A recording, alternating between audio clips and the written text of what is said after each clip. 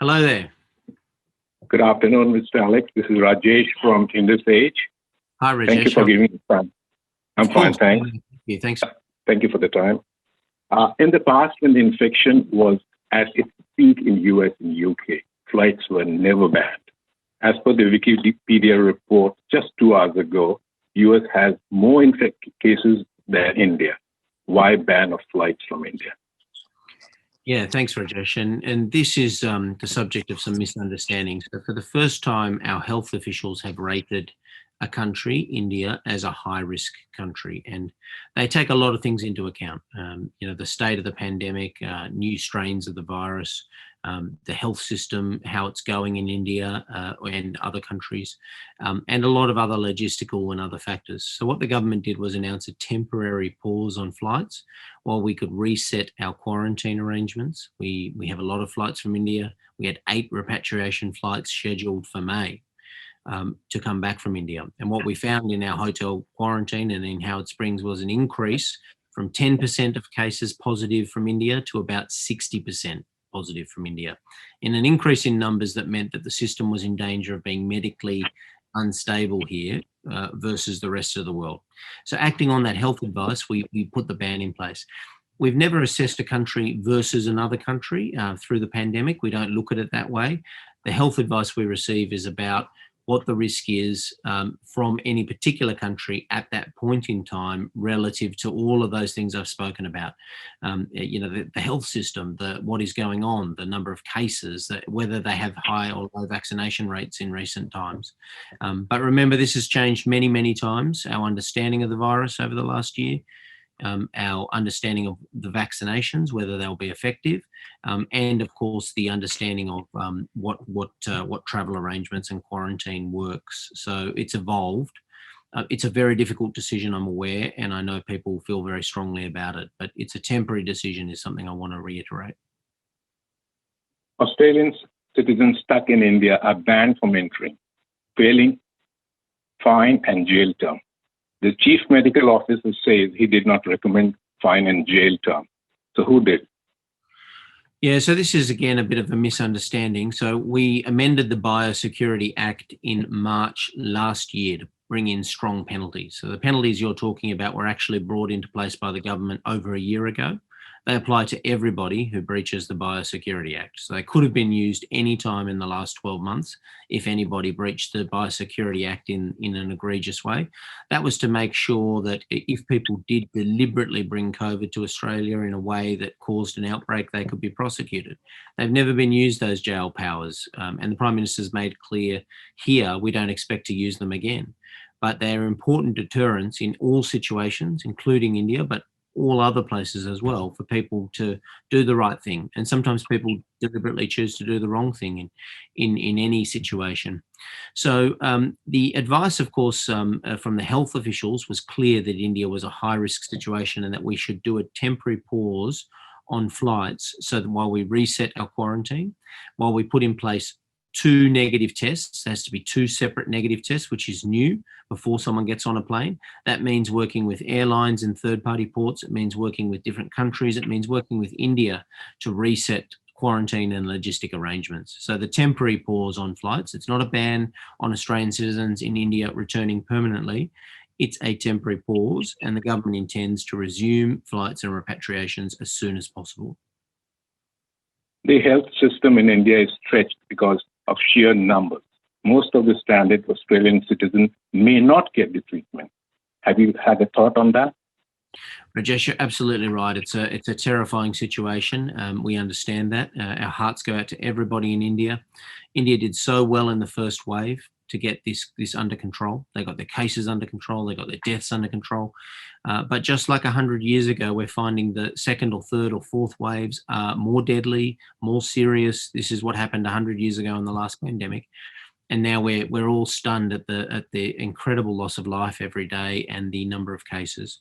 We're very aware people are in danger. They've been in danger all around the world now throughout the course of the pandemic, and we've had to make some very difficult decisions. This is a difficult decision to take 2 weeks to get this right. But nobody who wants to return from India, who's an Australian citizen, wants to infect a plane of people, They don't want to bring a wave to Australia. They want to make sure that they're safe, but also they're safe for their family and friends, and it's safe back home. So we have to get that right. While it's tough, it's also necessary, and that's the advice we've received.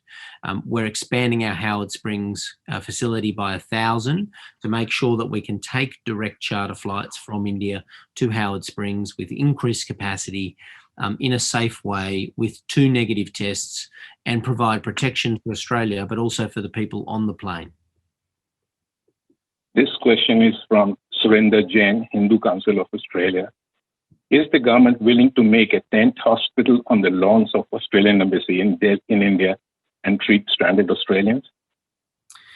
Yeah, no, thanks, Surinder. I obviously deal with the Hindu Council a lot as a minister.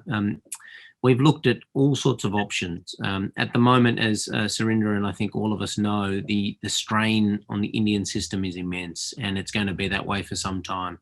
So what's important from Australia's perspective is we do everything to support India at the moment. That's why we're sending millions of masks, PPE, thousands of ventilators, oxygen producing devices. I know the Hindu Council and others have been invited to many events. We're going to raise money for charities that do things already on the ground.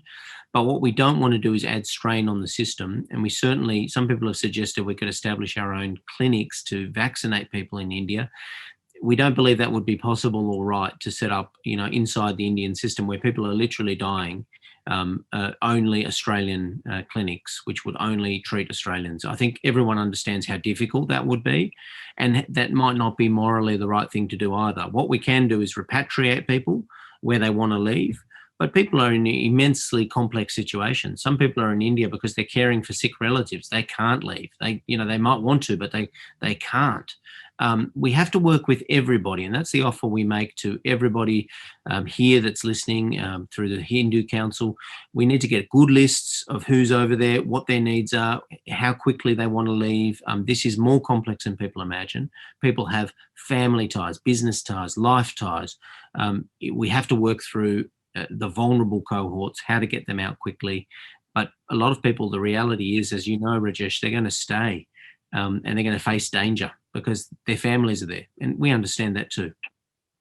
I fully agree. There are many people who are taking care of their old parents. I have friends who have gone there. They know the danger, but they will not come back.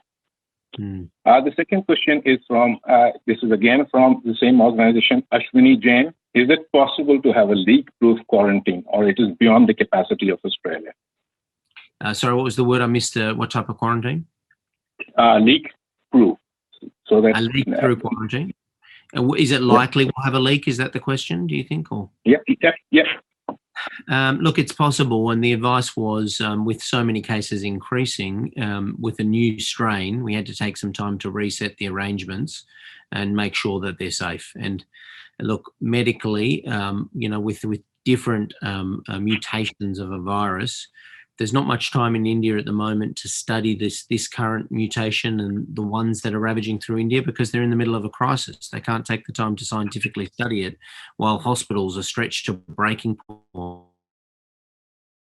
So there's risk, and so we have to assess the risk carefully. We've announced a big expansion of Howard Springs. We are looking at restarting repatriation flights as soon as possible, as soon as practicable. But we want to make sure they're very, very safe. Australia, we are lucky that we are so far away from the rest of the world. But if we had anything happen like the US or like the UK or like India, we would be subject to the same rates of death and challenge that any other country is. So we have to be very careful about that. And as the Prime Minister said, if we just had the average number of cases in the OECD, that so far in the pandemic, we would have had 30,000 people would be dead right now.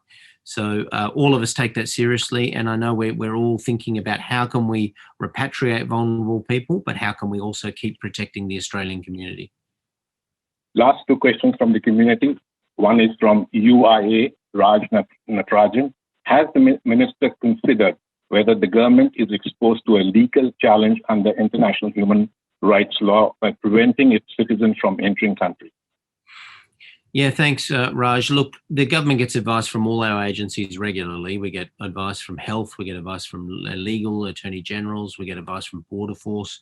The Biosecurity Act has been in place a long time and the amendments have been in place over a year. We're confident about our arrangements, but really I'd say to the community and I'd say to everybody, this temporary pause is very necessary to protect Australia, but also to protect people that will be travelling.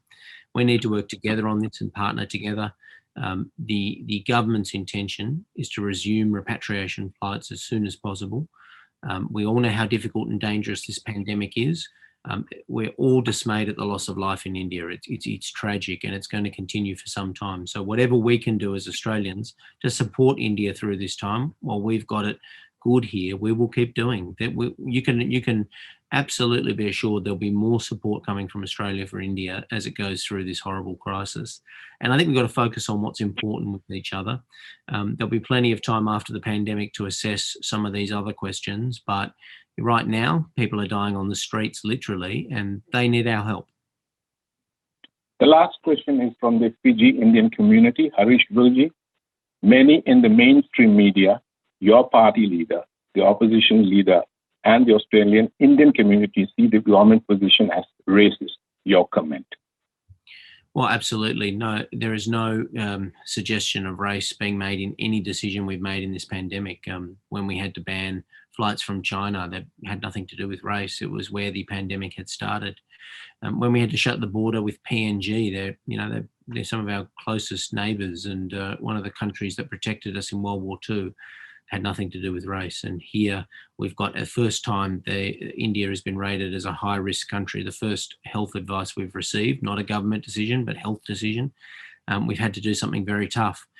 It's all about protecting the Australian community and also protecting Australians, but also as a great country with a great friendship with India, a great partnership. Our prime ministers are very close. Our communities are very close. Our number one source country for migrants. We've developed close bonds between our countries. And what that means is we're prepared to send whatever we can spare in terms of equipment and help during this pandemic. And I think those suggestions, some of the people now making them, I think it sounds very hollow. I think people know that it's got nothing to do with race. And I think you can rest assured we're going to do as much as we can to help save every life that we can in India. We're thinking about it constantly and we're listening to the Indian government about what they need. And I know people here are organising fundraisers. I'm going to go to as many as possible. We're going to do whatever we can to help. Thank you, Mr. Hawke, for your time. And thank you. One thing that you're arranging 8 flights in next 3 to 4 weeks is a great thing for Indian standard in India. Well, sorry, Rajesh, I hate to tell you, but the 8 flights were scheduled, but they've been cancelled. So that's the point where on the 15th, we'll be able to announce what's next. We're hoping to resume as many repatriations as possible. But before this it came on, there was already about 8 flights ready to go and they've been cancelled because of this. But, we're hopeful to work through this in the coming weeks. Thank you very much for your time. Thank you very much. Cheers. It was good to get. Thank you. Bye-bye. Thank you. Australia's first Indian magazine to have a national reach, Indus Age is the largest circulated South Asian magazine in Australia with 5 simultaneous editions, 55,000 copies printed monthly, 220,000 readers, largest network of clients, undisputed leader in community news. Indus Age is circulated in Sydney, Melbourne, Adelaide, Brisbane and Perth to over 525 outlets. Grab your copy now to get the latest on the community, news from India, Bollywood, music and much more. For more info, log on to www.indusage.com.au.